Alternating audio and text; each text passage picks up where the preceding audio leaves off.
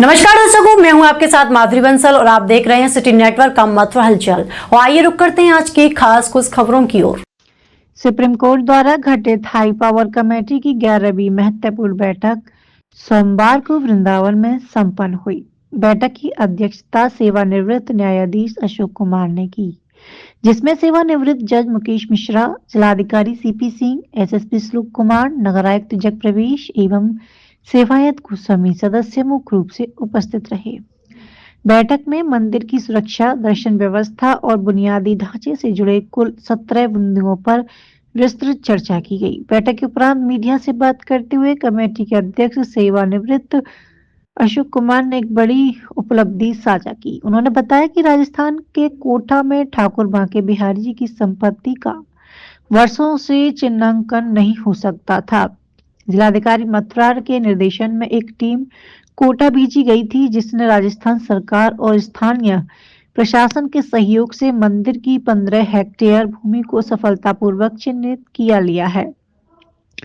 श्रद्धालुओं की बढ़ती संख्या को देखते हुए कमेटी ने दर्शन व्यवस्था को और सुगम बनाने का निर्णय लिया है। नववर्ष के दौरान सेवायतों के यजमानों के लिए दर्शन संख्या में जो ढील की गई थी, उसे पुनः संशोधित कर दे का अधिकतम 5 व्यक्ति प्रति सेवाएं निर्धारित कर दिए गए हैं। साथ ही भविष्य में भीड़ नियंत्रण के लिए रेलिंग के माध्यम से कतारबद्ध दर्शन की व्यवस्था लागू की जाएगी। कमेटी अध्यक्ष ने जानकारी दी कि आगामी बसंत पंचमी के पावन पर्व से लेकर मंदिर में पारंपरिक होली महोत्सव का शंखनाद हो गया है। इसी दिन मंदिर के द्वार पर एक श्रद्धालु द्वारा भेंट की गई चांदी की देहरी भी विधि विधान से पूजन के बाद ठाकुर जी को समर्पित लगा दी जाएगी। बांके बिहारी मंदिर कॉरिडोर के निर्माण पर चर्चा करते हुए न्यायमूर्ति अशोक कुमार ने पहली रजिस्ट्री होने पर हर्ष व्यक्त किया। उन्होंने इसे सेवायत गोस्वामियों की एक सराहना पहल बताते हुए अन्य लोगों से भी अपील की कि वे कॉरिडोर निर्माण में अपना बहुमूल्य योगदान देने के लिए आगे आए। उन्होंने स्पष्ट किया है कि मंदिर की वर्तमान व्यवस्थाएं सुचारू रूप से चलती रहेंगी और आवश्यक अनुसार निरंतर सुधार किए जाएंगे। बैठक हुई है, क्या मुद्दे रहे और क्या निर्णय रहे? देखिए, जितना बिंदुवार जो हम लोगों ने डिस्कशन किया है, उनमें सभी पर विस्तृत विचार हुआ और विचारोपरांत जो बिंदु थे, चूंकि वो बिंदुवार जो प्रपत्र है इस समय नहीं है, इसलिए मुझे उसका संज्ञान नहीं है। नहीं, लगभग 17-18 बिंदु थे। तो उसमें रेलिंग से संबंधित था और किस तरह से दर्शनार्थियों को सुविधाएं दी जा सकती हैं, उनके लिए जो मंदिर के आसपास का जगह है उसमें पेयजल की व्यवस्था, शौचालय की व्यवस्था, जूता रखने की जो नहीं है, आप लोग स्वयं जानते हैं, इन सब पर चर्चाएं हुई और उन पे आगे जो भी कार्रवाई है वो गोस्वामी बंधु चारों थे हमारे सदस्य, जो उन्होंने भी उस पर सहमति दी। सर्वसम्मति से उस पर विचार करने के बाद आगे की अग्रिम कार्रवाई सुनिश्चित की जाएगी। मंदिर का फंड का कैसे क्या प्रयोग करना है, जो और बहुत सारा धन बैंकों में जमा है, उसमें बैंक से हमें क्या CSR के रूप में धनराशि के एवज में जो स्कीम है बैंक की, नेशनल बैंक की, उनसे क्या सुविधाएं मिल सकती है मंदिर प्रांगण के लिए, वो बैंक के सभी अधिकारीगण, वरिष्ठ अधिकारीगण, उन्होंने अपना अपना पक्ष रखा और लगभग 1.25 करोड़ रुपए की धनराशि अनुमानित मंदिर के लिए उन्होंने प्रथम उसमें चरण में स्वीकृत करने की सहमति दी है, जिसमें 25 लाख रुपए केनरा बैंक द्वारा 1-2 दिन में ही हस्तांतरित किया जाएगा। बाकी की और धनराशि जो लगभग 1 करोड़ रुपए है, वो SBI और पंजाब नेशनल बैंक, इन दोनों द्वारा हम लोगों को ये अवगत कराया कि उन्होंने उसको अपने हायर अथॉरिटीज के पास दिल्ली बंबई में भेज दिया है और ये सभी धनराशि हम लोगों ने टाइम लिमिट दे दी है कि 5 फरवरी तक आ जाए, जिससे कि रेलिंग का काम, अन्य कार्य जो है वो हो। नगर निगम नगर आयुक्त महोदय थे, नई हमारे मथुरा वृंदावन विकास प्राधिकरण की उपाध्यक्षा हैं, वो थी, उनसे भी सहमति के साथ सब बात हो गई है। नगर आयुक्त ने स्वयं बहुत सारी अपने कार्य जो जनमानस के लिए, दर्शनार्थियों की, श्रद्धालुओं के लिए हैं, उसके लिए स्वयं नगर निगम फंड से जो खर्च है वो करने के लिए सहमति दी है। वो सब होगा धीरे धीरे करके। आप देखेंगे कि ये बदलाव जो है वृंदावन में बिहारी जी के श्री चरणों की कृपा से हम लोगों को मिलेगा देखने को। लाइट्स लग रही हैं, 200 लाइट लग चुकी हैं बिहारी जी के रास्तों पर और लगभग 170 लाइट और स्थापित हो रही हैं।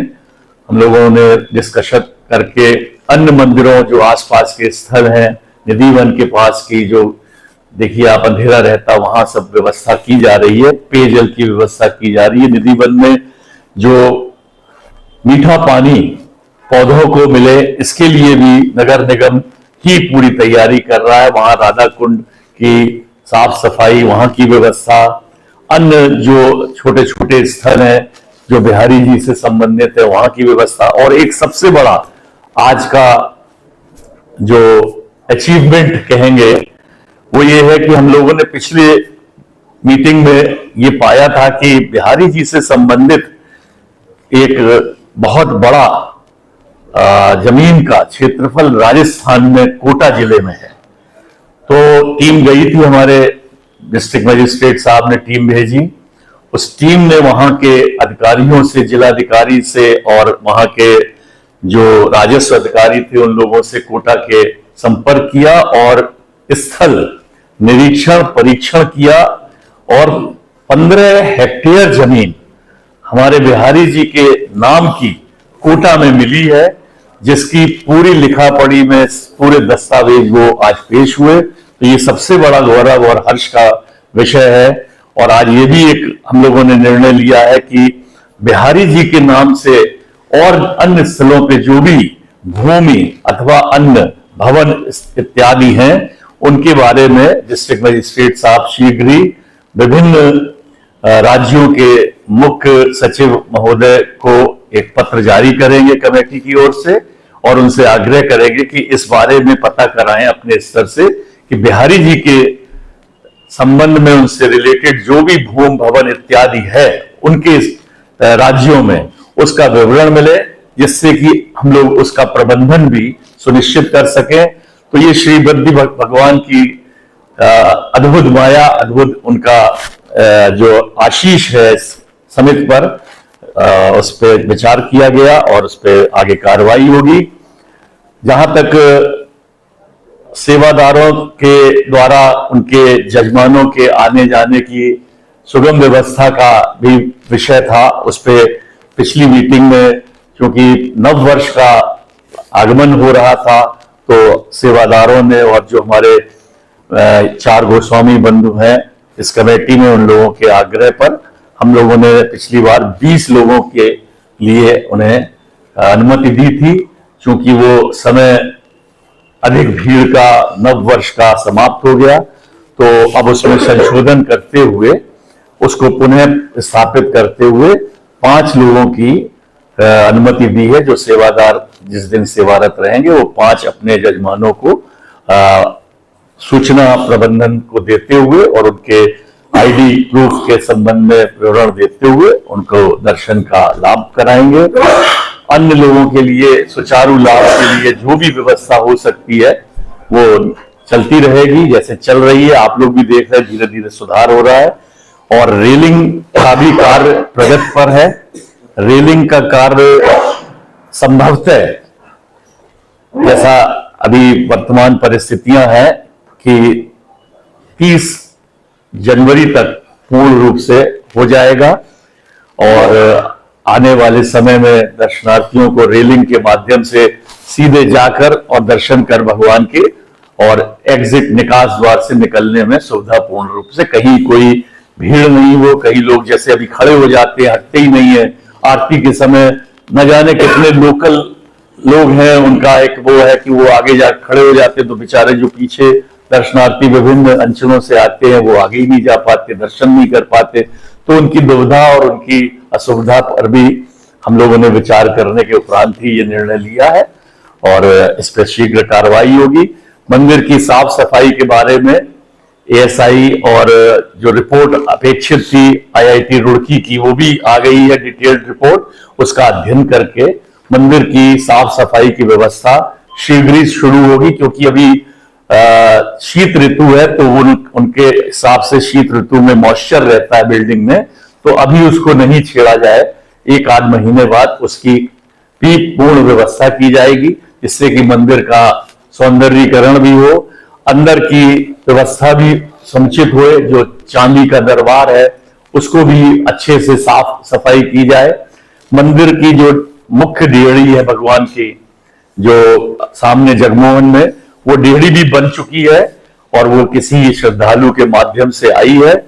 उसका भी 22 तारीख को वो डेहरी लग जाएगी, अर्थात बसंत ऋतु पर, बसंत दिवस पर, बसंत पंचमी पर हम लोग सुबह उस नई डेहरी का पूजन अर्चन और वंदन करेंगे, उसका साक्षात भगवान के सामने दर्शन करेंगे। आने वाले समय में इन्हीं सब चीजों के साथ और आगे बढ़ें। एक बार कितना वजन है और कितनी लगभग जैसा बताया गया, अभी देखा नहीं, लेकिन जो बताया गया उस हिसाब से लगभग 8 से 10 किलो उस डेहरी का वजन बता रहे हैं। तो 8 से 10 किलो का मतलब अच्छी डेहरी का वो भविष्य अच्छा है उसका, कहीं अंदाज तो नहीं, लेकिन आप 20-30 साल चलेगी ऐसा। चांदी का सोने से चांदी कि बसंत पंचमी के लिए जो परवाने आ रहा है उसके लिए क्या तैयारियां की जा रही है? बसंत पंचमी में देखिए होलिका सब शुरू होता है बिहारी जी के यहाँ। उस दिन जो भी पूर्व में होता रहा है भगवान का जैसा भी रूप से श्रृंगार और उनका होलिका उत्सव का एक माहौल, वैसा ही इस वर्ष होगा। उसमें जो और अच्छे से अच्छा होगा, हमारे जिला अधिकारी, हमारे यहाँ के प्रशासनिक अधिकारीगण उसमें सुधार करेंगे और अच्छा उत्सव मनाएंगे। और हम लोग सब लोग बिहारी जी के दरबार में सुबह 23 तारीख को बसंत पंचमी में 8:30 बजे दर्शन करने के लिए मिले।